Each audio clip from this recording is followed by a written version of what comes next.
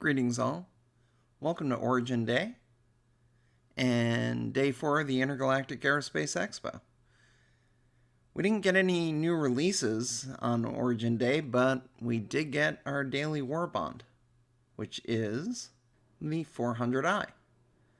Its normal price is $250, but the Warbond being offered today is a $20 discount, which takes it down to $230, meaning its nearest upgrade option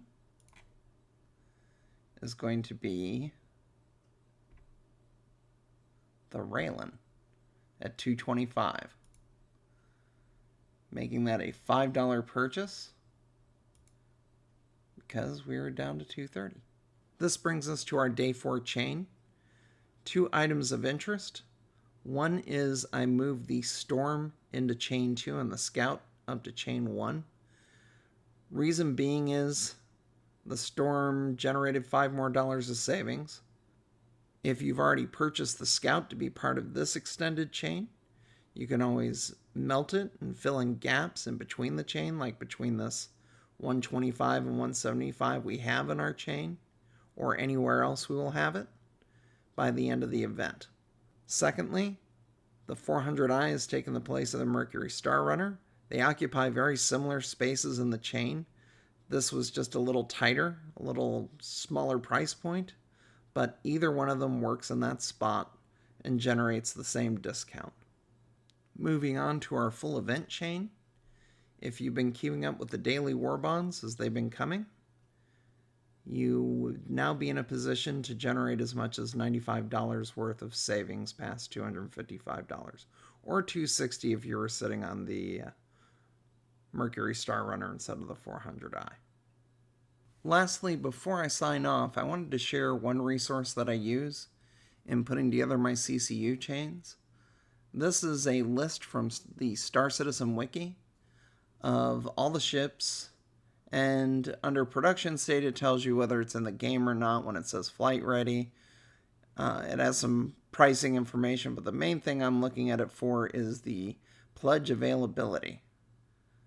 Whenever I'm using an anchor point for any of my CCUs, I'm trying to always attach it to something that is always available, i.e. what is always in the pledge store regardless of whether an event is going on or not. Those are always going to be better because you can cash them in anytime. Unfortunately, that will not always be an option or an easy option. Sometimes the ships that are closest to use as an anchor point simply will not be in the always available list. So here I have created an example based on the chains we've assembled through Day 4 to get an Eclipse if I wanted to buy an Eclipse right now. And I also wanted to show you this as a way of sneaking in store credit into part of this chain, so you only have to spend so much new money. Now, the Eclipse normally goes for $300, but using the CCUs that we've already purchased and filling in the gaps with store credit where we can, we've managed to reduce our total spend to only $110 of new money, $95 of store credit if we have it, and a total spend of $205 including the store credit. And we got a $300 ship. So here I'm showing where we filled in the gaps. Our CCU chain was Storm, C1 Spirit, the Saber, the A1 Spirit, the Sontak Yai, and the Raylan. I'm sorry, the 400i. And then we'd have to close the gap to get to the Eclipse, because we don't have any CCUs that cover that gap yet. In the in-between parts, the Storm to the C1, there was only an intermediate ship. There are only 3 options for an intermediate ship, and they are all event-only ships.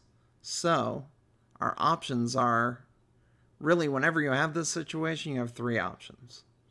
You can close the gap immediately, go straight from Storm to C1.